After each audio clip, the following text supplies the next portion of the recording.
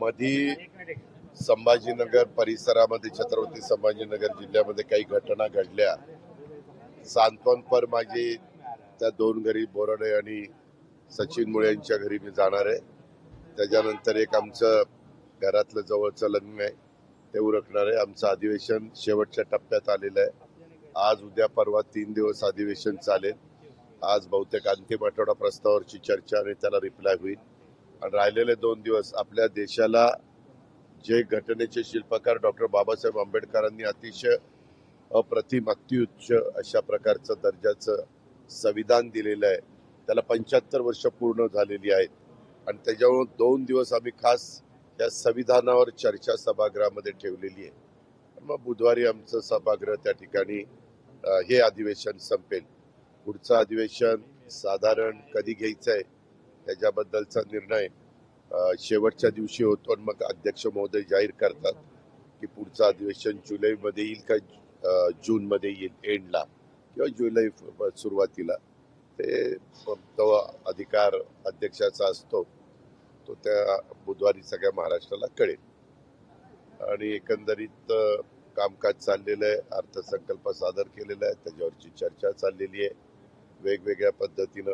मी यावेळेस अतिशय आर्थिक शिस्त कशी आणता येईल राज्याला अशा प्रकारचा अर्थसंकल्प, सर्वसमावेशक अशा प्रकारचा अर्थसंकल्प राज्याला सादर करण्याचा प्रयत्न केलाय.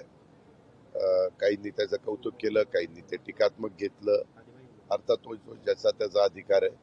मला एवढंच माहिती आहे की राज्याची आर्थिक घडी ही देवेंद्र फडणवीस मुख्यमंत्री आणि एकनाथराव शिंदे आणि मी उपमुख्यमंत्री आमच्या सगळ्यांच्या उपस्थितीमध्ये चांगल्या प्रकारे पुढं चालली पाहिजे. महाराष्ट्राला देशाच्या पातळीवर एक वेगळं महाराष्ट्राचं नाव आहे, नाव लौकिक आहे.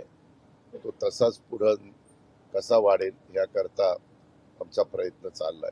दुसरी एक गोष्ट, मी काल काही ठिकाणी बोललो, देशाचे पंतप्रधान नरेंद्र मोदी साहेब, अमितभाई शहा, पियुष गोयल आणि कृषी मंत्री शिवराज सिंग चौहान आपल्या महाराष्ट्रामध्ये मोठ्या प्रमाणात कांदा उत्पादक शेतकरी आहे आणि निर्यात करण्याच्या करता जो टॅक्स लावलेला होता त्याच्यातलं 20% टॅक्स कमी करण्याचा निर्णय हा घेतला गेला केंद्रीय पातळीवर आणि त्याचं स्वागत आम्ही सगळ्यांनी केलेलं आहे. शेतकऱ्यांना एक मदत करणारा हा निर्णय आहे. त्याच्यामुळं भाव कांद्याचे निश्चितपणे शेतकऱ्यांना बऱ्यापैकी त्या ठिकाणी वाढ होईल. आम्हाला नेहमी विचार करावा लागतो, पहिला शेतकऱ्याचा पण उत्पादक म्हणून आणि दुसरा ग्राहकाचा पण, का तर तो खरीददार आहे म्हणून त्याच्यात समन्वय साधावा लागतो. कारण शेतकऱ्यांनी जेवढा खर्च केलेला असतो तेवढा खर्च तर त्याला निघाला पाहिजे आणि त्याला त्याचं कुटुंब चालवायला देखील त्याच्यावर काही प्रॉफिट पण झाला पाहिजे. आणि जो खाणारा वर्ग आहे कांदा खाणारा, त्या ग्राहकाला पण आवाचा सवा दरामध्ये हा कांद्याचा दर वाढता कामा नये अशा पद्धतीनं आम्ही जातो. कधी कधी दर इतके वाढतात की तो खाणारा नाराज होऊन जातो आणि कधीतरी एवढे कमी होतात की तो उत्पादक शेतकरी अतिशय काकुळतीला येतो, मेटाकुटीला येतो, नावमेद होतो, खचून जातो. पण कालच्या या निर्णयामुळं निश्चितपणे दोघांनाही मदत होईल, विशेषतः शेतकरी वर्गाला मदत होईल. काय मला हे कळत नाही हो. छत्रपती शिवाजी महाराज आपल्याला सोडून 1680 ला गेले. 1630 त्यांचा जन्म, 1680 ला ते गेले. आता हा सगळा काळ 80 ला गेल्यानंतर आता आपण 2025 मध्ये का असे जुने मुद्दे कुठले तरी काढले जात आहेत. आता ही समाधी काय आज आहे का? त्याच्यावर संयुक्त महाराष्ट्राचा मंगलकार्य चव्हाण साहेबांनी आणला. चव्हाण साहेबांच्या पासून आत्ताच्या देवेंद्रजींच्या पर्यंत एवढ्या वेगवेगळ्या मान्यवरांनी मुख्यमंत्री पद भूषवलं. अनेक पंतप्रधान आपल्या रायगडला येऊन गेले, अनेक राष्ट्रपती रायगडला येऊन गेले, अनेक वेगवेगळे राजकीय नेते येऊन गेले. आता मधीच कुठले ना कुठले मुद्दे काढले जातात. त्या मुद्दा मांडण्याचा अधिकार प्रत्येकाला आहे, पण माझं स्वतःचं मत असं आहे की ज्याच्यातून नवीन प्रश्न निर्माण होतील. आज आपल्या सगळ्यांच्या समोर, जगाच्या, देशाच्या, राज्याच्या समोर एआयचा प्रश्न आहे, कृत्रिम बुद्धिमत्ता. बजेटमध्ये देखील मी त्याच्या संदर्भात आर्टिफिशियल इंटेलिजन्सच्या बद्दल बोललेलो आहे. आपण बजेटमध्ये तरतूद केलेली आहे. ऍग्रिकल्चर कृषी क्षेत्रामध्ये देखील त्या रस्त्याने गेल्याशिवाय गत्यंतर नाही. त्याशिवाय माझ्या शेतकऱ्याची पाण्याची बचत होऊ शकत नाही, खताची बचत होऊ शकत नाही, उत्पादन वाढ होऊ शकत नाही आणि जमिनीचा पोत पण चांगला राहू शकत नाही. हे असे अनेक कंगोरे त्याला आहेत.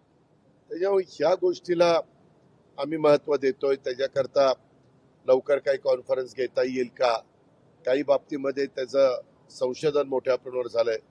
मोठ्या मोठ्या कंपन्या त्याच्यामध्ये उतरलेल्या आहेत आणि त्या रस्त्याने कसं आमचा कापूस, सोयाबीन, ऊस, केळी, वेगवेगळ्या फळबागा, धान अशी वेगवेगळी पिकं घेणारा, इव्हन कांदा असा पिकं घेणारा आपला महाराष्ट्रातला शेतकरी आहे, त्याला कशी मदत होईल. आणि त्याच्यातून हे जे आपल्याला ऐकावं लागतं, वाचायला मिळतं की बाबा शेतकऱ्यांनी इथं नावमेधून आत्महत्या केली, त्यांनी आत्महत्येपासून त्याला परावृत्त करणं आणि त्याचं शेतीवाडी, त्याचं कुटुंब व्यवस्थितपणे चालेल आणि त्याच्या मुलाबाळांचं लग्न कार्य आणि शिक्षण व्यवस्थितपणे होईल, अशा या सगळ्या गोष्टी त्याच्यातनं मागवल्या जाऊ शकतात.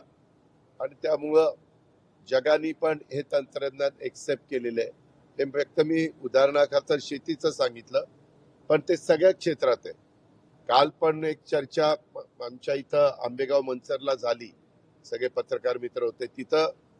पत्रकारांनी पण, वेगवेगळ्या संपादकांनी पण तिथं सूतोवाच केला की ह्याच्यामध्ये पण एआयचा वापर त्या ठिकाणी केला गेला पाहिजे.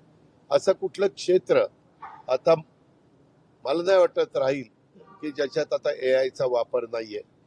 काळानुरूप आपल्याला बदलायचं असतं आणि तसे निर्णय घ्यायचे असतात, तसं सर्वांना पुढे घेऊन जायचं असतं.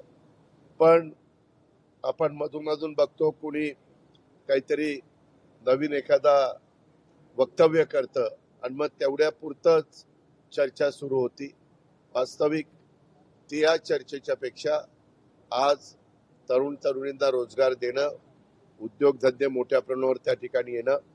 आम्ही आता टाटा ट्रस्ट यांच्याबरोबर टायअप केलेलं आहे. आपण इनोव्हेशन सेंटर काढतोय. 165 कोटी रुपये साधारण टाटा घालतंय. 30-35 कोटी रुपये त्या जिल्ह्याला टाकावे लागतात. तर आम्ही पहिलं गडचिरोलीला सुरू केलंय, चंद्रपूरला सुरू केलंय, परवा मी रत्नागिरीला भूमिपूजन केलंय, आपण आता शिर्डीला करतोय आणि आपल्या मराठवाड्यामध्ये छत्रपती संभाजीनगर, बीड आणि नांदेड, काल मी नांदेडला होतो, तिथंही करायचा आमचा मानस आहे. मी आता शिरसाटांशी पण बोलणार आहे, अधिकाऱ्यांना पण सांगणार आहे. साधारण कमीत कमी 1 ते 2 एकर जागा लागते आणि मी सांगितलं साधारण 195 कोटी रुपयाची त्याच्यात गुंतवणूक केली आणि ते इन्फ्रास्ट्रक्चर तयार करून दिलं, मशीन्स वगैरे. तर आता आर्ट्स, सायन्स, कॉमर्स सारखं शिक्षण घेऊन आमच्या मुलामुलींना नोकऱ्या पाहिजे तेवढ्या उपलब्ध होत नाही. म्हणून कौशल्य विकास हा जो कार्यक्रम आम्ही हातामध्ये घेतलेला आहे आणि त्याच्यामध्ये जे कुठल्या कोर्सेसचं ट्रेनिंग देण्याची गरज आहे ते टाटाच्या बरोबर टायअप करून आम्ही आपल्या या छत्रपती संभाजीनगर मधल्या पण मुला मुलींना देण्याचा आमचा मानस आहे. कारण इथं पण इंडस्ट्री मोठ्या प्रमाणावर वाढतीये. बाकीचं जे काही मूलभूत गरजा आहेत म्हणजे इन्फ्रास्ट्रक्चरचे जे प्रोजेक्ट आहेत त्याला आम्ही प्राधान्य देतोय. त्याच्यामध्ये मग रस्ते आणि बाकीच्या सगळ्या सुविधा तेही काम आमचं चाललंय. दादा, कुणाल कामरा यांनी स्टँडअप त्यामुळे एकनाथ शिंदेवर टीका केली, त्यानंतर पूर्ण तोडफोड एकनाथ शिंदेवर. त्याच्याबद्दल तुम्ही बघितलेलं आहे. खरं तर कायदा, संविधान, नियम त्याच्या बाहेर कुणीच त्या ठिकाणी जाऊ नये. तुम्हाला प्रत्येकाला, तुम्हाला, मला, सगळ्या आजूबाजूच्या जनतेला जेवढा अधिकार दिलेला आहे संविधानाने, त्या अधिकाराचा वापर करून वैचारिक वेगवेगळ्या प्रकारच्या वक्तव्य प्रत्येकाचे असू शकतात, विचारधारा वेगवेगळी असू शकते, मतमतांतर असू शकतं, पण ते मांडताना आणि चर्चा त्याची होताना त्याच्यातनं नवीन प्रश्न निर्माण होऊन आमच्या पोलीस खात्याला पण वेगळं काही काम, कायदा सुव्यवस्था राखण्याचं निर्माण होणार नाही, याची पण काळजी, खबरदारी ही प्रत्येक जबाबदार नागरिकांनी घेतली पाहिजे, असं माझं मत आहे. धन्यवाद.